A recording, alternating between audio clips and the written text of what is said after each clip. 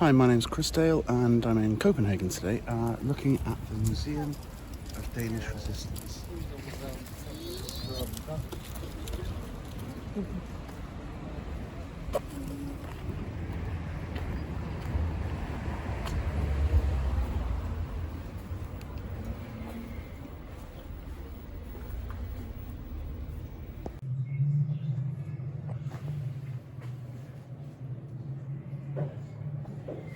There's a Danish helmet with a bullet hole in it. Quite handy. It's set up like an old Danish house. It's one of those immersive museums with sound and video, and lots of large photos. They also tried to give me an audio guide. I don't really like audio guides. I prefer just walking around by myself, muttering to myself like this.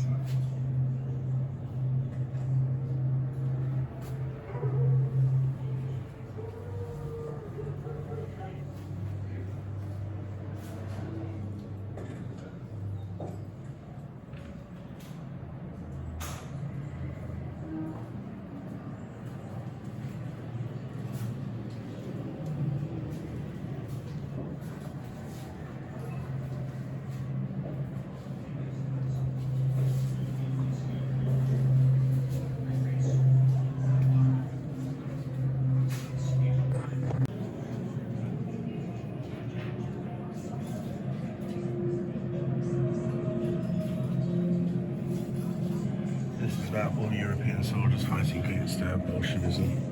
Italians, Finnish, Romanians, Slovakians, etc., Belgians, and of course Danes.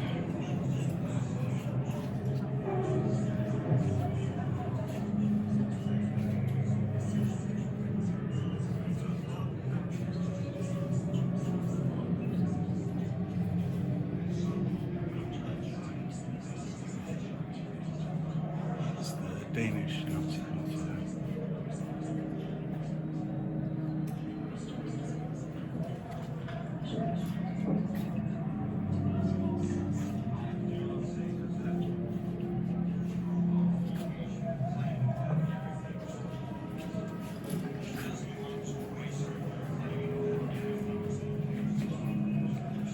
It's a Danish naval uniform.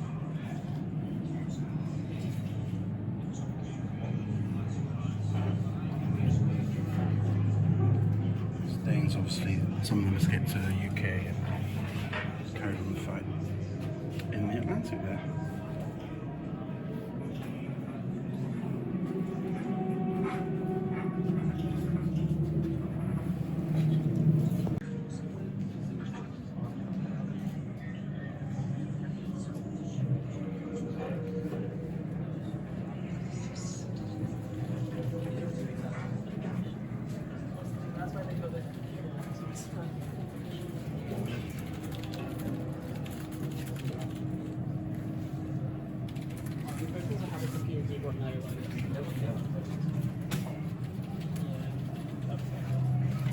Right. Yeah, there's your special ops. Your parachute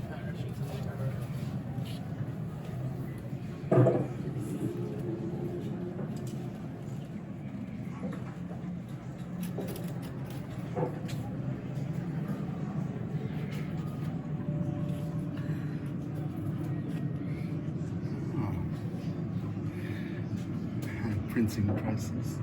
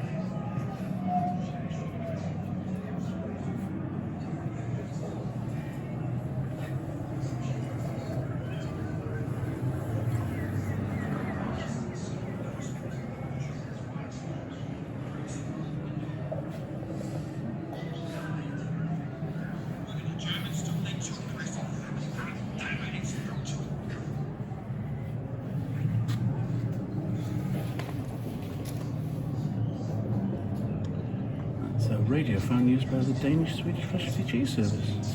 Okay.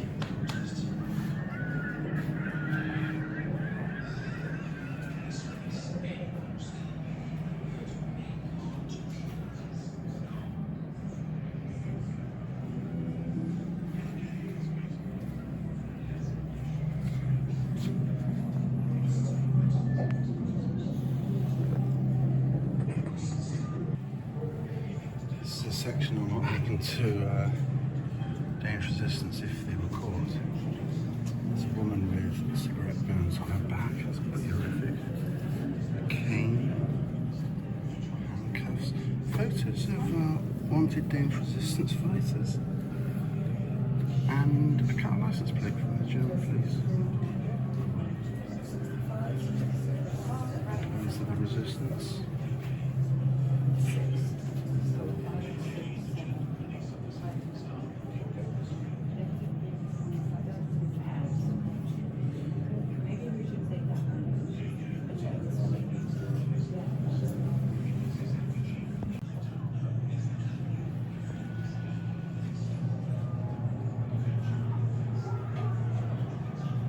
Quite curious.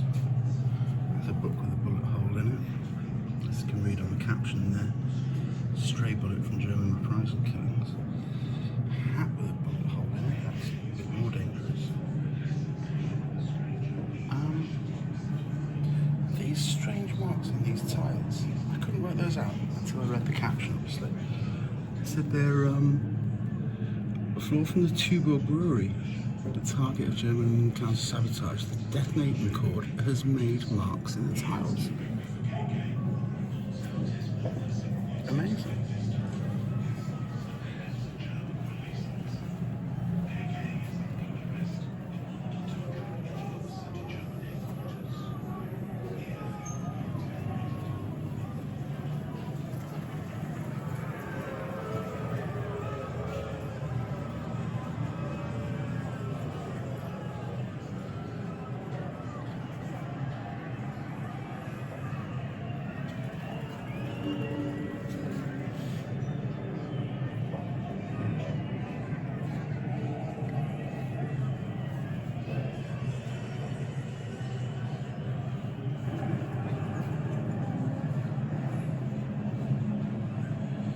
This is a collaboration uniform, basically. Danish people supporting the Germans fighting against the resistance.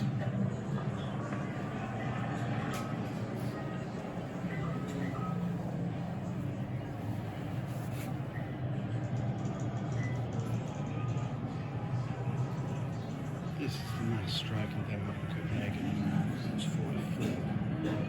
The Germans introduced a curfew. Mass strikes.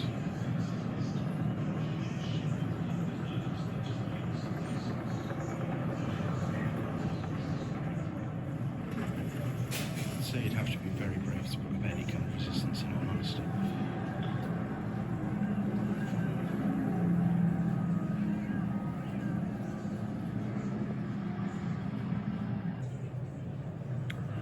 This is a jumper worn by a Danish resistance fighter with a big and lethal bullet hole. These are supplies dropped by Allied planes.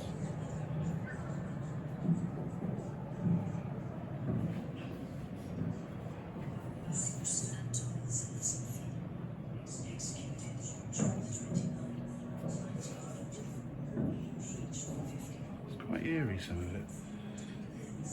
These are clothes worn by Danes in German concentration camps. It says over 6,000 Danish people went to German concentration camps.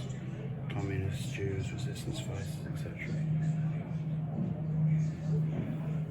The liberation for Denmark came in 1945. And that's what's coming up here.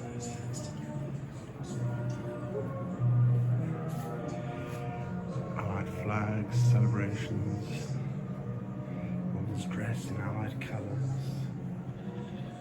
It must have been a very exciting time for the people.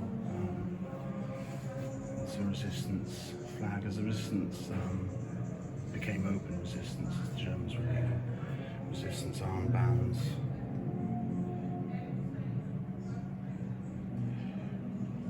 Resistance helmets. They had hoped to rise up against the Germans at the last minute, but that never happened. And this is a uniform of Danes as volunteers in Sweden. Again, they never actually saw combat, but they came back to Denmark at the end of the war and were part of the Danish armed forces then.